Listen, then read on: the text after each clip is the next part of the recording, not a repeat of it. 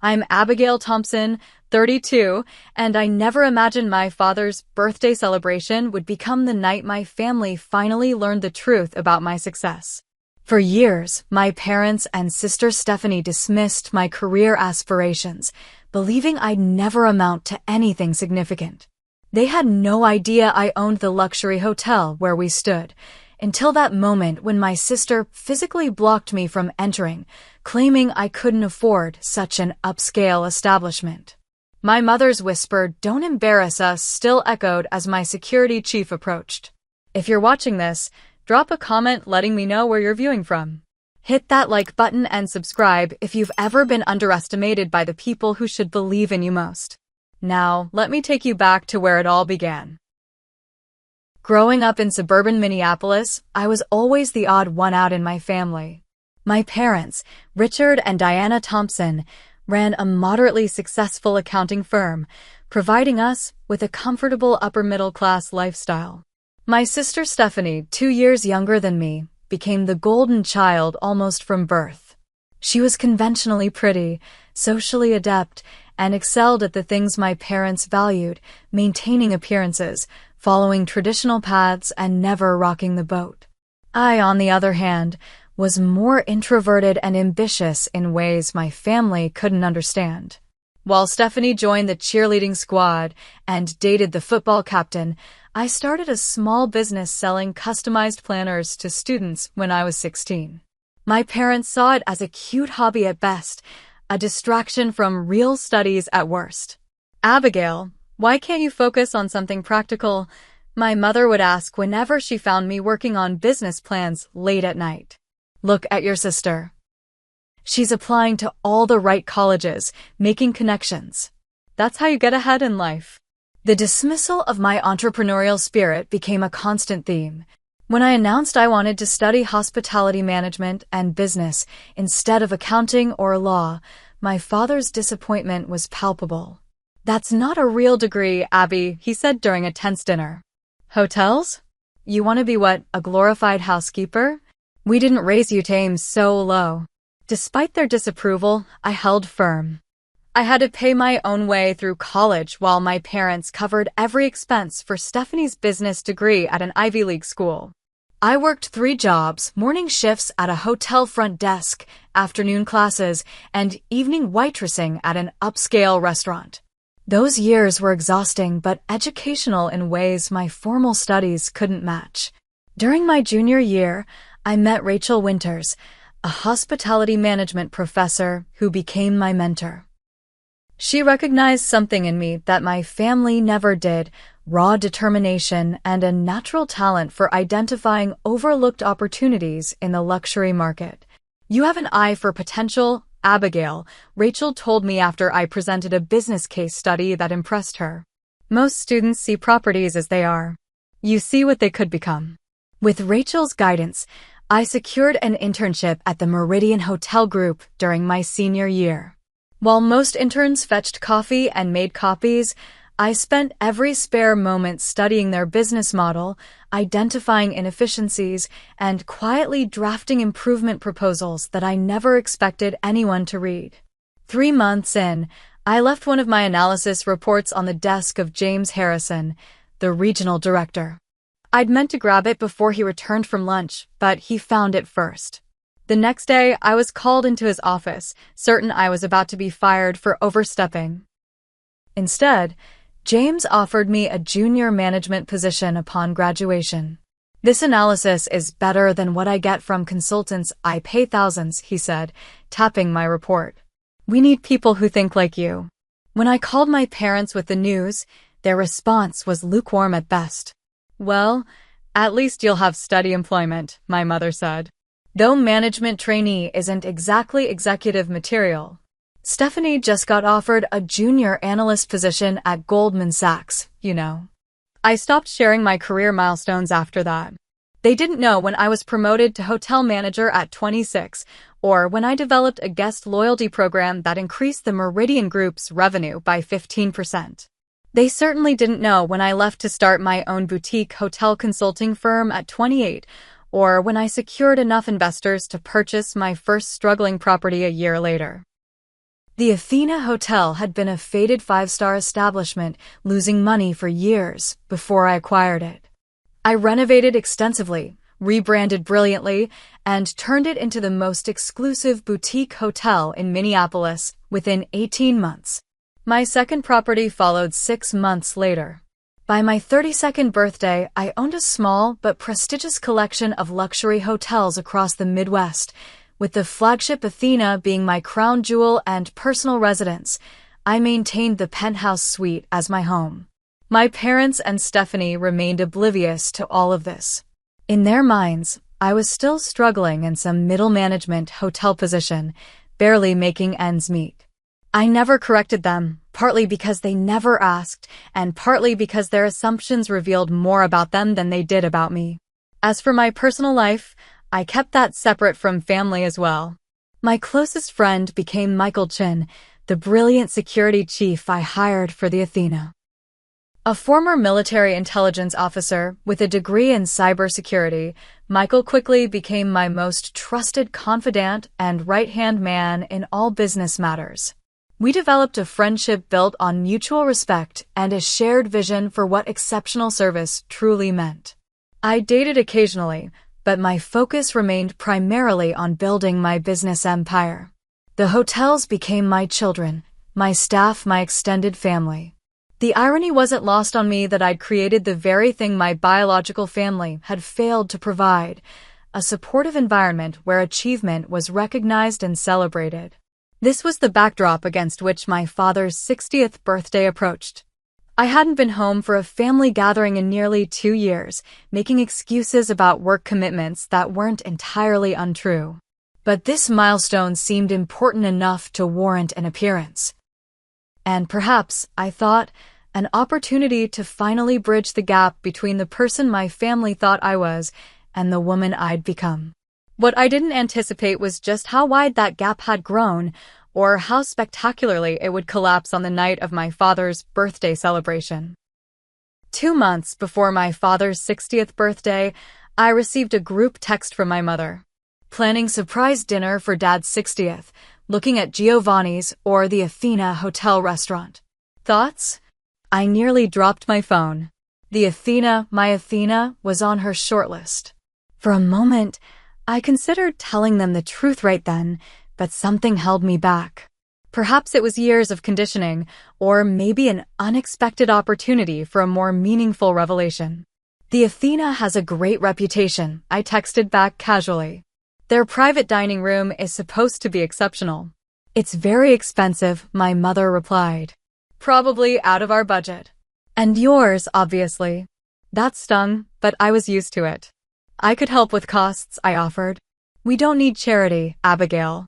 Your sister is doing very well at her firm and has offered to cover half. We'll figure out the rest. I bit back a sarcastic response and instead suggested I could look into potential discounts through industry connections. My mother reluctantly agreed, which gave me the opening I needed.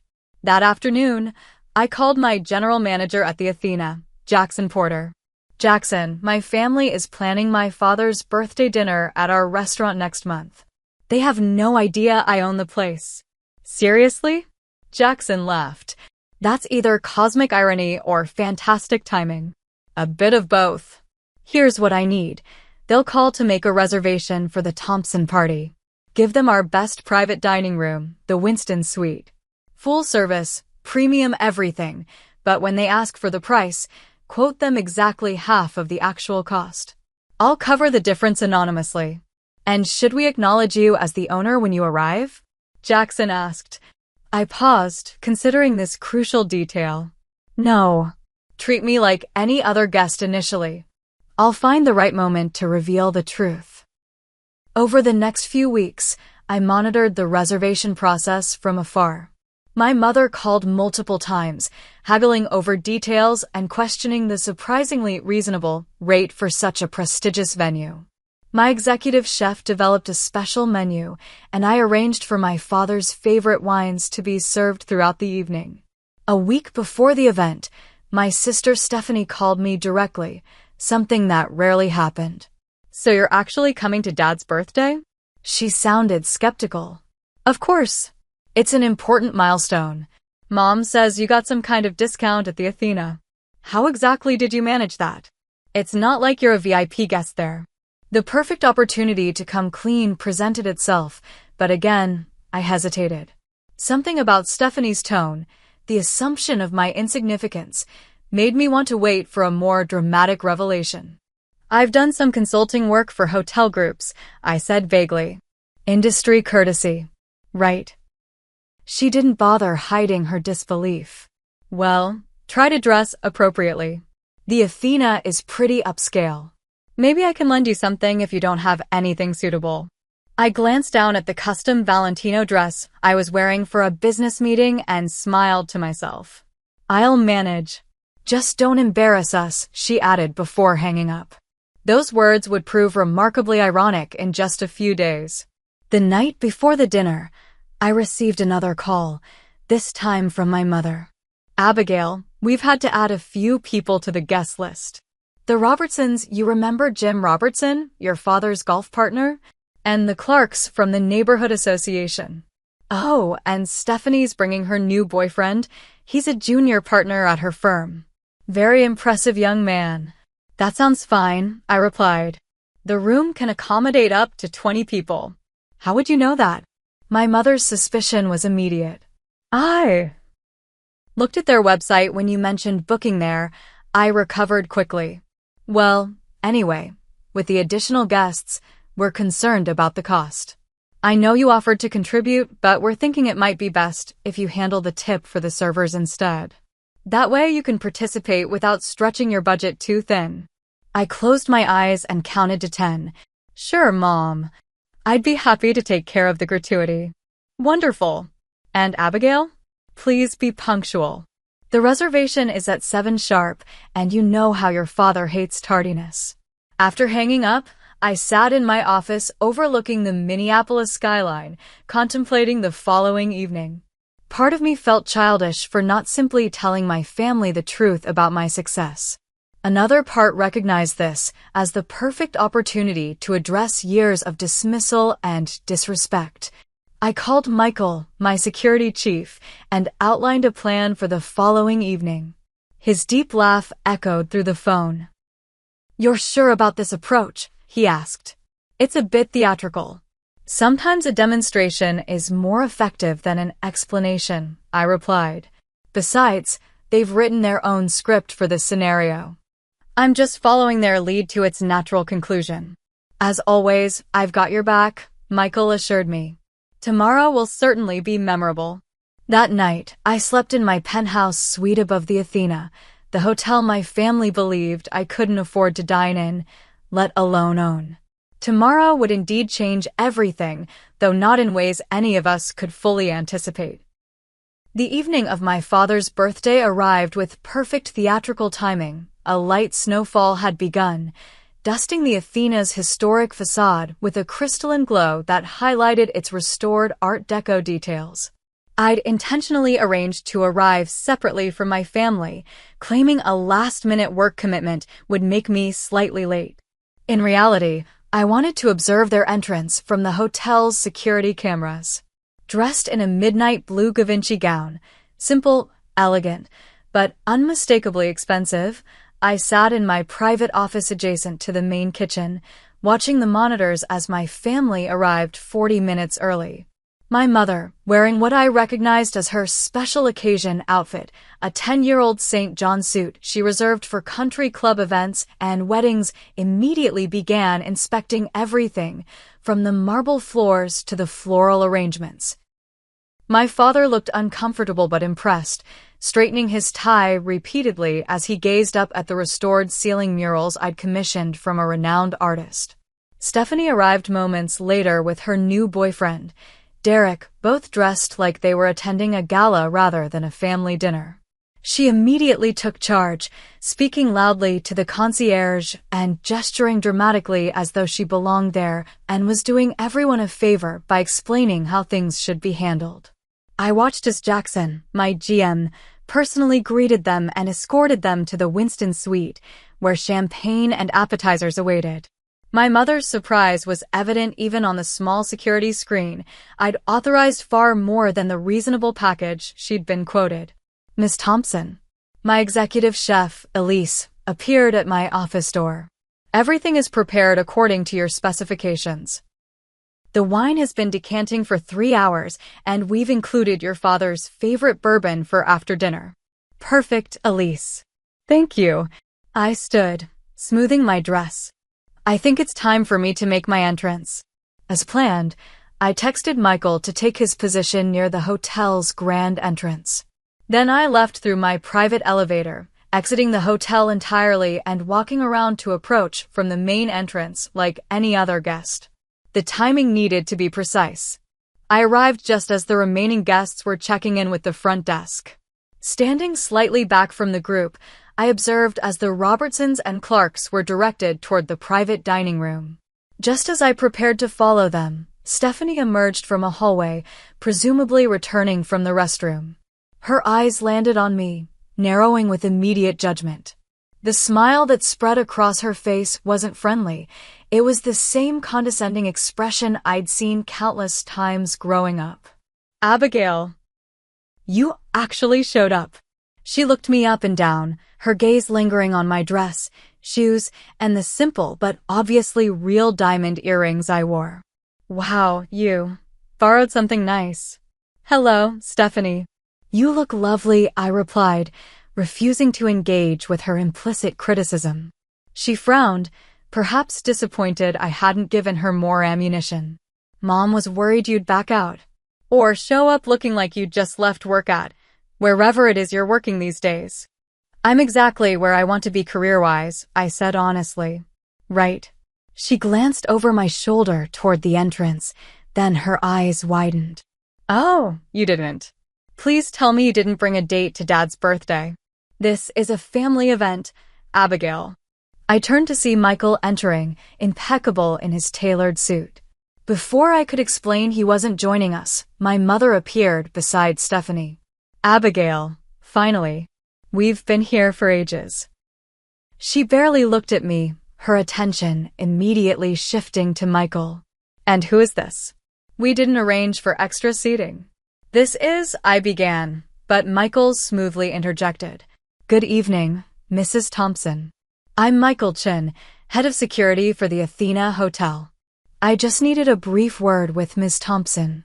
My mother's expression shifted instantly from irritation to embarrassment. Security? Abigail, what have you done now?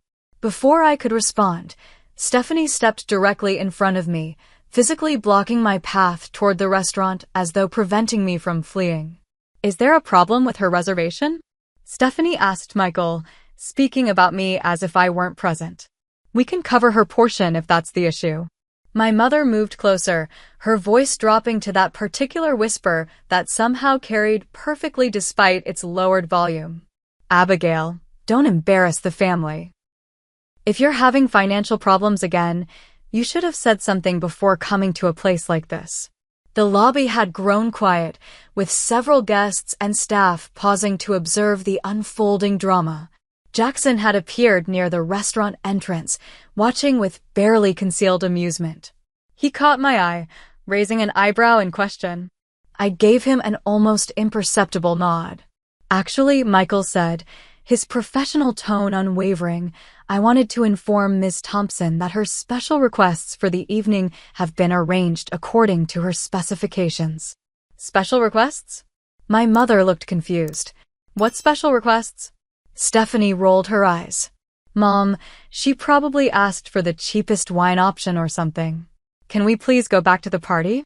Derek is telling Dad about his new BMW. She turned, attempting to guide my mother away while still blocking my path. That's when Michael cleared his throat loudly. Mrs. Thompson, Ms. Stephanie. Perhaps you're unaware that you're currently preventing the owner of this establishment from entering her own property. The silence that followed was absolute. My mother froze mid-step, while Stephanie slowly turned back toward me, her expression caught between disbelief and dawning horror. Excuse me?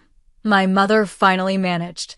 Jackson chose that perfect moment to approach, extending his hand to me with practiced deference. "Miss Thompson, everything is prepared for your father's celebration. The chef has included all your requested items, and the 1962 Bordeaux you selected from your personal collection is exceptional with the prime rib." My mother's face had drained of color. "Your personal collection?" I smiled, finally stepping around my stunned sister. "Yes, Mom. From my wine cellar here at the Athena. I've been meaning to tell you both I own this hotel, and the Meridian downtown, and 4 others across the Midwest." Stephanie's mouth opened and closed without sound. My mother grabbed the nearest chair for support. That's not possible," she finally whispered. "And yet, here we are." I gestured toward the restaurant. "Shall we join Dad and the others? I believe we have a celebration to continue." As we walked toward the private dining room, the hotel staff we passed all greeted me by name, with the respect reserved for not just any owner, but one they genuinely admired.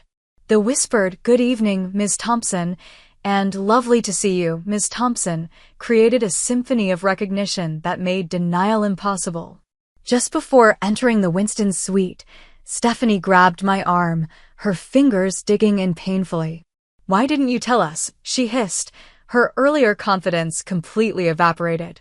I looked at her hand until she released me, then straightened my sleeve before meeting her eyes. "You never asked," I said simply. "None of you ever asked." Then I pushed open the doors to greet my surprised father, whose expression shifted from confusion to astonishment as the staff welcomed me not as a guest, but as their boss. The evening had only just begun. The remainder of my father's birthday dinner unfolded like a surreal play where half the cast had received an entirely different script. My father, initially shocked into silence by the staff's deference toward me, recovered more quickly than my mother or sister, his surprise gradually transforming into something resembling pride as the evening progressed. "So this is why you've been so secretive about your work," he said during a quiet moment when we found ourselves alone near the dessert table. "You own this entire place?" "The whole hotel. This one and several others," I confirmed, watching his eyes widen further. "Why keep it from us?" There was genuine confusion in his voice, without the defensive edge my mother and sister had displayed. I considered my answer carefully. At first, it was because I wasn't sure I'd succeed. Then, when I did, it became clear that you all had a fixed idea of who I was and what I was capable of. After a while, it just seemed easier to let you believe what you wanted to believe. He nodded slowly, looking troubled. "I suppose we haven't given you much reason to share your successes." It was the closest thing to an acknowledgement of their dismissive treatment I'd ever received from any family member. Before I could respond, my mother approached, her social mask firmly back in place after her initial shock. "Abigail, the Clarks are asking about the historical photographs in the hallway. Since you apparently know everything about this place, perhaps you could enlighten them." Her tone was brittle, her smile fixed. As I excused myself to speak with the guests, I overheard my father asking her, "Did you have any idea about this?" "Of course not," she replied tersely. "She's deliberately kept us in the dark to create this spectacle." The remainder of the evening continued in this vein. My mother maintaining a rigid pleasantness while shooting me looks that fluctuated between disbelief and betrayal, Stephanie oscillating between awkward attempts to align herself with my newfound status and sullen withdrawal. My father growing increasingly fascinated with each revelation about my business empire. By the time the dessert, a custom-created bourbon caramel cake for my father, was served, the party had effectively split into 2 factions, those who found my success intriguing and those who found it threatening. The Robertsons and Clarks peppered me with questions about the hotel business, while my mother and Stephanie sat in strained silence, Derek looking uncomfortably between them. When the celebration finally concluded around midnight, I instructed Jackson to ensure all guests received luxury gift baskets and transportation home. My father embraced me warmly, whispering, "I'm proud of you, Abby," before being ushered away by my tight-lipped mother. Stephanie lingered, clearly struggling with what to say. Finally, she managed, "So all those times we thought you couldn't afford to join vacations or contribute to family gifts. I was building this, I finished for her," gesturing to the elegant surroundings. And I did send gifts. Substantial ones. The vacation to Hawaii for Mom and Dad's anniversary last year? The Christmas checks? All from me. Mom said those were from a distant cousin who'd had a windfall, Stephanie said, looking genuinely confused. I laughed without humor. Of course she did. Heaven forbid I be successful in a way she didn't orchestrate or approve. Derek approached, placing a hand on Stephanie's shoulder. We should go. The car is waiting. To me, he added with apparent sincerity, incredible place you've built here. Truly impressive. Stephanie shot him a look I couldn't quite interpret before turning back to me. We should talk. Soon. After they departed, I returned to my office, kicked off my heels, and poured myself a generous glass of the same Bordeaux we'd served with dinner. Michael knocked lightly before entering, settling into the chair across from me. That was quite an evening, he said, loosening his tie. How are you feeling? I considered the question, swirling the wine in my glass. Relieved. Vindicated. Exhausted. Sad. I took a sip. All of the above. Your father seemed to come around. He did, I acknowledged. He's always been more reasonable than Mom or Stephanie. Just not reasonable enough to ever stand up for me. Michael nodded understanding. And now? What happens tomorrow when the shock wears off? That was the critical question.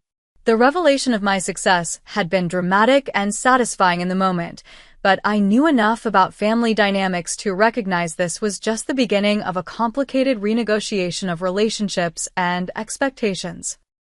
I suspect my phone will start ringing very early tomorrow, I said. My mother will either demand explanations or attempt to rewrite history to claim she always believed in me.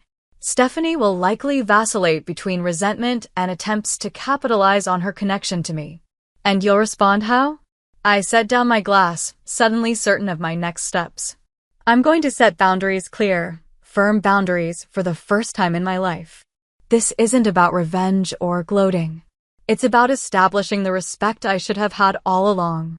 Over the next 2 hours, Michael and I outlined a strategy that wasn't about punishing my family, but about protecting myself and creating the possibility of healthier relationships moving forward. I decided to consult with Dr. Eleanor Hayes, the therapist I'd been seeing occasionally since purchasing my first hotel, to ensure my approach was constructive rather than reactive.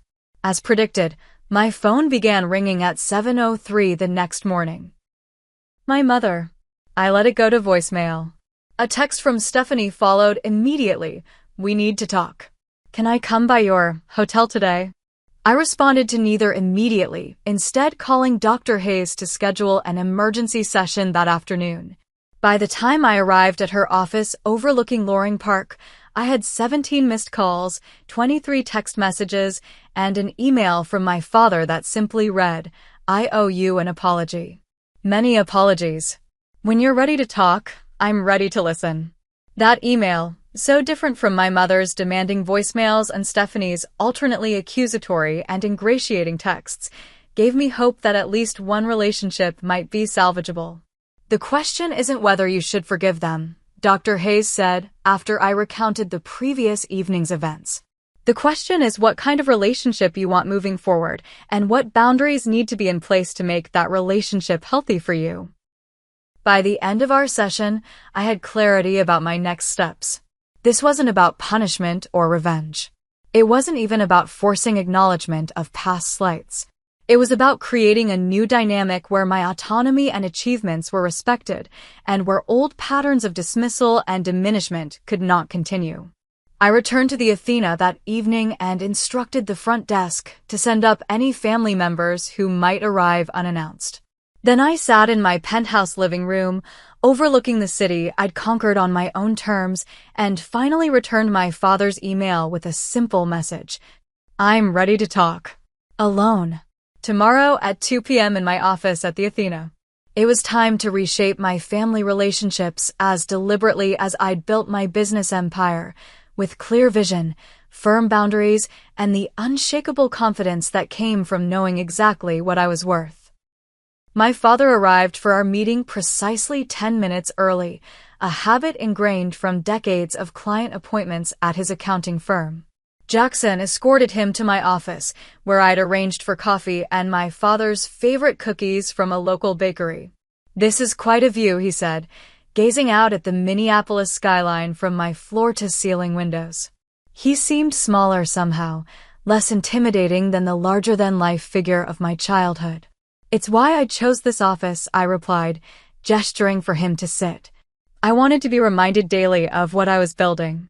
An awkward silence fell between us, 32 years of miscommunication and missed connections hanging in the air. Finally, my father cleared his throat. "I don't know where to begin, Abigail. I'm still trying to process everything. The hotels, your success." He paused, choosing his words carefully. "The fact that you felt you couldn't share any of it with us." "I tried, Dad. In the beginning." I kept my voice even, determined to remain factual rather than emotional. "When I got my first management position, when I started my consulting firm, when I acquired this hotel, I called home each time. The responses were always the same, dismissive at best, undermining at worst." He looked genuinely surprised. "I don't remember. When I called about my promotion to hotel manager, Mom said, 'At least it's steady work,' and immediately changed the subject to Stephanie's new apartment. When I mentioned starting my consulting business, you asked if I had a backup plan when it fails. After a while, it seemed pointless to share my milestones." My father's face flushed with recognition and shame. "I remember now. I didn't realize. I thought we were being practical, encouraging you to be realistic. You were practical and realistic with me. You were ambitious and encouraging with Stephanie. I kept my tone matter-of-fact, not accusatory." Different standards, different expectations, different support. He didn't deny it, which surprised me. Instead, he nodded slowly. "Your mother and we understood Stephanie's path. The corporate ladder, the networking, the traditional markers of success. Your interests seemed so—" He struggled for the word. "Unconventional," I suggested. "Yes, we worried. Perhaps we protected our own comfort by doubting yours." He looked up, meeting my eyes directly for what felt like the first time in years. "I was wrong. We were wrong. What you've built here is extraordinary, Abigail." The acknowledgement, so simple, so overdue, hit me with unexpected force. I blinked back sudden tears. "Thank you for saying that." "Your mother is struggling with all this," he continued. "She feels deceived, I think. And Stephanie is." He trailed off, evidently unsure how to characterize my sister's reaction. "I imagine they both feel threatened by the disruption to the family hierarchy," I said. "But that's not actually my problem to solve." My father nodded slowly. "What happens now?" I outlined the boundaries I'd established with Dr. Hayes' guidance. I would maintain relationships with my family members individually rather than as a unit. I would not attend gatherings where my achievements or lifestyle would be minimized or mocked. I would be honest about my success moving forward, but would not tolerate attempts to leverage my resources without respect for my autonomy. "That seems reasonable," my father said when I finished. "More than reasonable, given everything." I've also scheduled meetings with my attorney tomorrow to remove the anonymity from several gifts I've given the family over the years: the Hawaiian vacation, the Christmas checks, the contributions to your retirement fund. His eyes widened at this last revelation. "The extra investment returns from the past 3 years. That was you?" "Yes. I've been supplementing your retirement account since I sold my second hotel. I wanted you and Mom to be comfortable, but I knew she wouldn't accept direct help from me." My father looked stunned, then deeply ashamed. "All this time, we've been treating you like the family underachiever, and you've been quietly supporting us." "I didn't do it for gratitude or recognition," I clarified. I did it because I could, and because despite everything, you're my family. But moving forward, I want transparency. No more anonymous gifts, no more pretending to be less successful than I am. He agreed, and our conversation shifted to his birthday celebration. He genuinely enjoyed it once the initial shock wore off, he admitted, particularly seeing the respect my staff clearly had for me. Your mother kept saying you must have tricked us somehow, that it couldn't possibly be your hotel. He shook his head. I told her she needed to accept the reality in front of her. That didn't go over well. After he left, promising to process everything we'd discussed, I spent the afternoon in back-to-back meetings with my attorney, financial advisor, and therapist, solidifying my plan for restructuring family relationships. Sarah Jenkins, my attorney, helped me draft formal letters documenting past financial gifts and establishing clear parameters for any future family financial interactions. My financial advisor, Marcus Williams, reviewed my portfolio to ensure my family-related financial decisions wouldn't impact my business operations. Dr. Hayes helped me prepare psychologically for the conversations ahead, particularly with my mother, who would likely be the most resistant to the new dynamic. By the end of the day, Operation Family Reset, as Michael jokingly called it, was fully developed. I felt prepared, centered, and for the first time when dealing with family matters, fully in control of my own narrative. I instructed Jackson to inform the front desk that my mother and sister were to be admitted if they arrived, but not given any information about my whereabouts or schedule. Sure enough, my mother appeared unannounced the following morning, clearly expecting to be immediately ushered into my presence. Mrs. Thompson, Jackson greeted her with perfect professional courtesy. Do you have an appointment with Miss Thompson today? Her indignation was visible even on the security monitor I was watching from my office. I don't need an appointment. I'm her mother. I understand, but Miss Thompson is currently in meetings.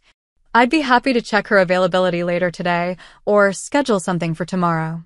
The boundary, so simple, so standard for anyone else, was clearly shocking to her. After several minutes of increasingly agitated protest, she finally left, but not before informing Jackson that she would deal with Abigail directly about this ridiculous situation. She called immediately upon leaving the hotel. This time, I answered, "Hello, Mom. What on earth is going on, Abigail? I just came to see you at this hotel of yours, and I was treated like some sort of stranger." "You were treated like any other visitor without an appointment," I corrected gently. "I run a business, Mom. I have meetings, responsibilities, schedules. I'm your mother. I shouldn't need an appointment to see my own daughter. Would you drop by Stephanie's law firm and expect to be immediately shown to her office?" The silence on the other end told me the point had registered. "This is different," she finally said, but with less conviction. "It's really not. My business, my career, my professional standing, they all deserve the same respect you've always given Stephanie's." Another pause. "We need to discuss what happened at your father's birthday.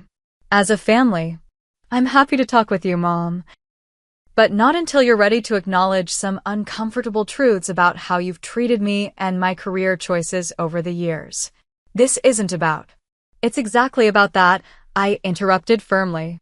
"I'm not angry, and I'm not trying to punish anyone, but I am establishing boundaries that should have been in place long ago." By the end of our conversation, we'd agreed to meet the following week, with Dr. Hayes present as a mediator. It wasn't an ideal solution from my mother's perspective, but she'd recognized I was no longer the daughter who could be dismissed or manipulated. Stephanie proved more adaptable, if not more sincere. She arrived at the Athena that afternoon, Derek in tow, requesting a tour of my sister's amazing hotel. The pivot from condescension to sudden sisterly pride was transparent, but I decided to accept it as a starting point. As I showed them around, Stephanie peppered me with questions about the business, the clientele, the profit margins, clearly calculating the full extent of my success. Derek seemed genuinely impressed, asking thoughtful questions about the hospitality industry and my management philosophy. You know, Stephanie said as we concluded the tour in the rooftop garden I'd had installed the previous spring, we should talk about potential collaborations. The firm is always looking for impressive venues for client events, and family discount rates would be a win-win. And there it was, the true purpose of her visit. Not reconciliation, not genuine interest in my life, but determining how my success could benefit her. I don't offer family discount rates, I said pleasantly but firmly. The Athena maintains consistent pricing for all clients. But your firm is welcome to book through our corporate events department like any other business. Her smile faltered slightly. But surely for your own sister. I value our relationship too much to complicate it with business entanglements, I interrupted smoothly. I've found that clear boundaries between family and business are essential for both to thrive. Derek nodded appreciatively at this, earning a sharp look from Stephanie. The rest of their visit passed uneventfully, and by the time they left, Stephanie had received the same message I'd delivered to our parents. I was open to a relationship, but only one based on mutual respect and clear boundaries. That evening, I had dinner with Michael in my penthouse, recounting the day's interactions. Phase 1 complete, he said, raising his glass in a toast. How does it feel? I considered the question carefully. Like I'm finally the author of my own story instead of a secondary character in someone else's. The challenging family meeting with my mother still lay ahead, but for the first time, I felt fully prepared for whatever came next. This wasn't about revenge or retaliation for years of dismissal. It was about reclaiming my narrative and establishing the respect that should have been there all along. Sometimes, I reflected, the most powerful response to being underestimated isn't proving others wrong. It's living your truth so completely that their opinion becomes irrelevant. The family meeting I'd arranged with my mother took place in a neutral setting, a private conference room at Dr. Hayes' office building, rather than my hotel or my parents' home. This location choice was deliberate, removing the power dynamics associated with either territory and signaling that this was a facilitated discussion, not a casual family chat. My mother arrived 15 minutes early, dressed as though for a business negotiation in a tailored navy suit, her posture rigid with defensive energy. My father arrived 5 minutes later, nodding to me with cautious optimism. Dr. Hayes welcomed us all with professional warmth, establishing ground rules for our conversation. No interrupting, no personal attacks, and a focus on I statements rather than accusatory you statements. We're here to establish healthier communication patterns, Dr. Hayes explained, not to assign blame or revisit every past grievance. My mother's skeptical expression made it clear she viewed this whole approach as unnecessary psychobabble, but she nodded agreement nonetheless. I began as we'd planned, speaking calmly about my experience growing up as the less favored child, the consistent dismissal of my career choices, and the pattern of minimizing my achievements while celebrating Stephanie's. I provided specific examples without emotionality, simply laying out the facts as I had experienced them. While I was working 3 jobs to put myself through college, you paid Stephanie's full tuition and housing at Cornell, I said. When I landed my first management position, you changed the subject to Stephanie's new apartment. When I called to share that I'd started my own consulting firm, Dad asked if I had a backup plan for when it failed. My mother's face flushed as I continued, her hands clasping and unclasping in her lap. When I finished my opening statement, Dr. Hayes turned to her. Diana, would you like to respond to what Abigail has shared? My mother straightened, her voice tightly controlled. I think there have been some misinterpretations of our intentions. We've always wanted what's best for both our daughters. Perhaps we expressed more concern about Abigail's choices because they seemed riskier, less conventional. The concern wasn't the issue, I clarified. It was the assumption of failure, the lack of support, the constant comparison to Stephanie's more appropriate path. We supported you. My mother's composure cracked slightly. We gave you a good home, a good education. Through high school, my father interjected quietly. We did make Abigail pay her own way through college while covering everything for Stephanie. My mother turned to him, betrayal evident in her expression. That was different. Stephanie was at an Ivy League school. The expenses were much higher. All the more reason I might have needed help, I pointed out. The conversation continued in this vein for nearly an hour, my mother alternately defensive and dismissive, my father increasingly reflective and acknowledging, and me remaining steady in my perspective while open to theirs. Dr. Hayes guided the discussion skillfully, preventing derailments and keeping us focused on the path forward rather than just rehashing the past. The breaking point came when my mother finally voiced what seemed to be her core grievance. Why did you hide your success from us? Do you have any idea how humiliating it was to learn about your hotels in front of all our friends? To realize our daughter has been lying to us for years. I wasn't lying, I replied evenly. I simply stopped sharing. There's a difference. But why? She pressed, genuine confusion breaking through her anger. Because every time I did share, you diminished it. After years of that, it became clear that my success didn't fit the narrative you had created about who I was and what I was capable of. It was less painful to keep it to myself than to have it consistently devalued. Something in my measured response seemed to finally penetrate. My mother fell silent, her gaze dropping to her hands. I never thought of it that way, she said finally, her voice uncharacteristically small. I always saw myself as the practical one, the realist keeping everyone's feet on the ground. For Stephanie, you were her cheerleader. For me, you were the voice of caution and doubt, I said gently.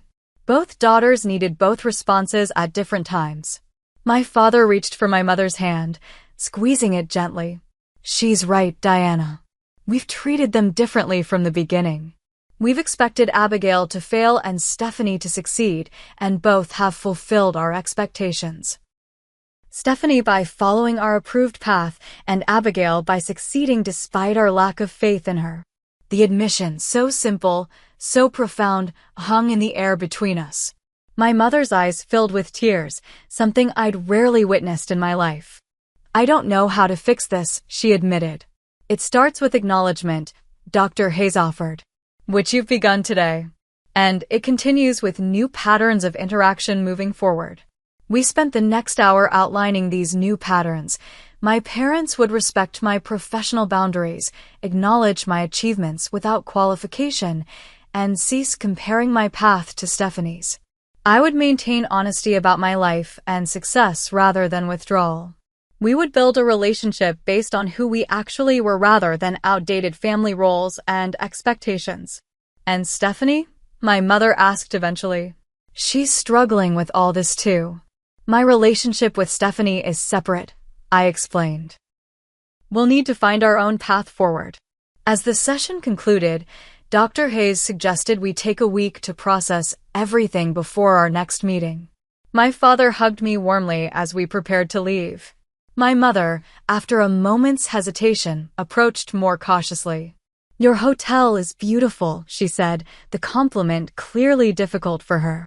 I'd like to understand more about what you've built, if you're willing to share. It was a small step, but a significant one. I'd like that, I replied. 3 days later, Stephanie requested a meeting, alone, without Derek or our parents. We met at a small cafe equidistant between her law firm and the Athena, neutral territory for a conversation that proved more challenging than the one with our parents. I don't understand why you're doing this, she began without preamble. Creating all this family drama, making mom and dad feel terrible. I'm not doing anything to them, I replied calmly. I'm simply establishing honest, respectful relationships after years of the opposite. They've always supported us. They've always supported you, I corrected. There's a difference. Stephanie's expression shifted from indignation to uncertainty. I never asked to be the favorite. I know, but you never questioned it either. I kept my tone matter-of-fact rather than accusatory. When they praised your conventional choices while dismissing my entrepreneurial ones, when they funded your education while making me work 3 jobs, when they celebrated your achievements while minimizing mine, you accepted it as the natural order of things. She fell silent, stirring her latte with uncharacteristic intensity.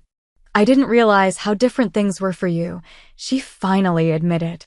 From my perspective, you always seemed so independent. Like you didn't need anyone's approval or help. I became independent because I had to be, I explained. And then that independence was used against me as proof I didn't need the support you automatically received. Our conversation continued for nearly 2 hours, more honest than any we'd had in our adult lives. Unlike our parents, Stephanie never fully acknowledged her role in the family dynamic, but she did express a tentative willingness to establish a more equitable relationship moving forward. I can't promise I'll get it right immediately, she said as we prepared to leave. Old habits and all that. I'm not expecting perfection, I assured her. Just effort and awareness. The following week brought a series of small but significant shifts. My father called to ask detailed questions about my business model, genuinely interested in understanding my work. My mother sent a handwritten note apologizing for her reaction at the birthday dinner and requesting a proper tour of the Athena when you have time in your schedule. Stephanie texted about meeting for lunch without any ulterior motive of discussing potential business connections. Michael observed these changes with measured optimism when we met for our weekly business dinner. Family dynamics don't transform overnight, he cautioned. There will be backsliding, old patterns reasserting themselves. I know, I acknowledged. But for the first time, I feel like they're seeing me, the real me, not the version that fits their predetermined narrative. And if they revert to type, he asked, ever the pragmatist. Then I maintain my boundaries, I said with newfound certainty. The difference now is that I've made those boundaries explicit, so crossing them becomes a choice rather than an unconscious habit. The true test came a month later when my mother organized a family dinner at their home, the first since my father's birthday revelation. I arrived prepared for potential regression, but was pleasantly surprised to find subtle but meaningful changes in the dynamic. My mother had placed several framed articles about me and my hotels on the living room wall alongside Stephanie's law school diploma and firm partnership announcement. My father asked for my opinion on a potential investment opportunity, valuing my business acumen in a way he never had before. Even Stephanie made an effort, mentioning a client who had stayed at the Athena and raved about the experience. The most telling moment came during dessert, when my mother mentioned a fundraising gala she was helping organize. We'd love to have your support, Abigail, she said. Then, catching herself, added, not because of your resources, but because it's a cause I think would interest you given your involvement with women's entrepreneurship programs. It was a small adjustment in language, but it represented a significant shift in perception. Acknowledging my philanthropic interests rather than just my financial capacity, seeing me as a person with values and priorities rather than merely a resource to be tapped. As I drove home that evening, I reflected on the journey of the past few months. The revelation at my father's birthday dinner had been dramatic, even theatrical, but the real work had happened in the quieter moments afterward, the honest conversations, the established boundaries, the gradual rebuilding of relationships on more authentic foundations. The revenge I'd initially contemplated after years of dismissal had transformed into something far more valuable, genuine recognition and respect. Not because I owned luxury hotels or had achieved financial success, but because I had finally demanded acknowledgement of my worth beyond those external markers. The family dynamics weren't perfect, nor would they ever be. But they had shifted from automatic dismissal to conscious effort. And in family relationships, that movement represented a revolution of sorts. As I entered my penthouse that night, I felt a sense of peace that had eluded me for years. The view of Minneapolis spread before me, lights twinkling against the night sky, a visual reminder of all I had built despite the doubts and dismissals. Some might say living well is the best revenge. But I had discovered something more powerful. Living authentically is the best resolution. 6 months after the revelations at my father's birthday dinner, I stood on the balcony of my penthouse suite, watching the sun set over Minneapolis. The city glowed golden in the fading light, a beautiful backdrop for reflecting on how dramatically my family relationships had transformed since that pivotal night. The changes hadn't been instantaneous or seamless. There had been setbacks, moments when my mother slipped into old patterns of comparison, when Stephanie's competitive nature resurfaced, when the ingrained dynamics of our family threatened to reassert themselves. But the difference now was that these instances were recognized, addressed, and corrected rather than accepted as inevitable. My relationship with my father had improved the most significantly. Free from my mother's stronger personality, he had begun visiting the AITA regularly, genuinely curious about my business operations. He'd even started offering accounting advice when requested. Not with the patronizing tone of the past, but with professional respect for a fellow business owner. "I never gave you enough credit," he admitted during one of our monthly lunch meetings. "I was so focused on traditional paths to success that I couldn't recognize you were pioneering a better one." My mother's transformation had been more measured, but still meaningful. She no longer dismissed my career or compared me unfavorably to Stephanie, though I sometimes caught her struggling to fully comprehend the scope of what I'd built. The critical difference was her willingness to try, to ask questions, to acknowledge her limited understanding, to visit my properties with genuine interest rather than skepticism. "I've been recommending the AITA to everyone at the country club," she told me proudly during a recent phone call. Cynthia Blackwell was positively envious when I mentioned my daughter owns it.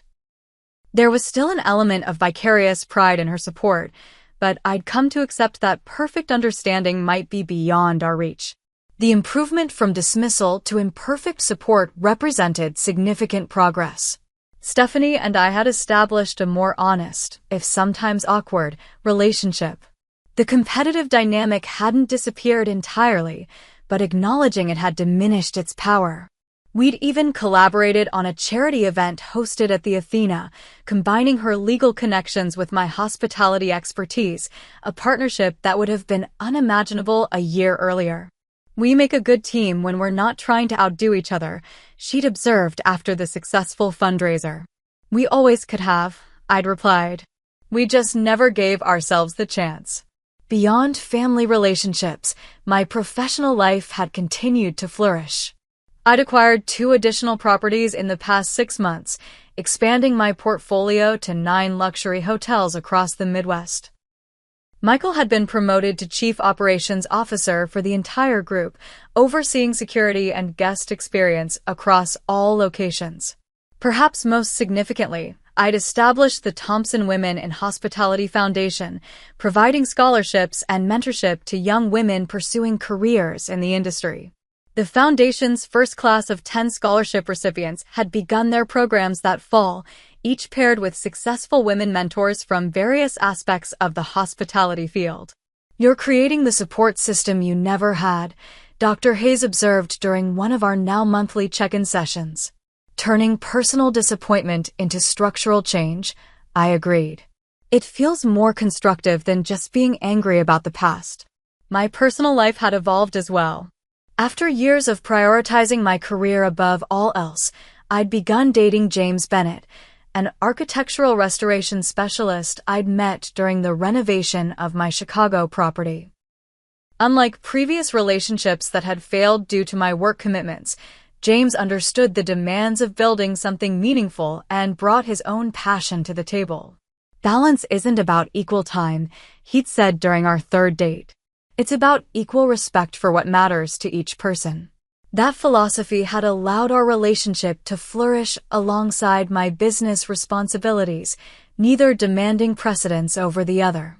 As the sun disappeared below the horizon, I heard the penthouse door open and close, Michael arriving for our weekly strategy dinner.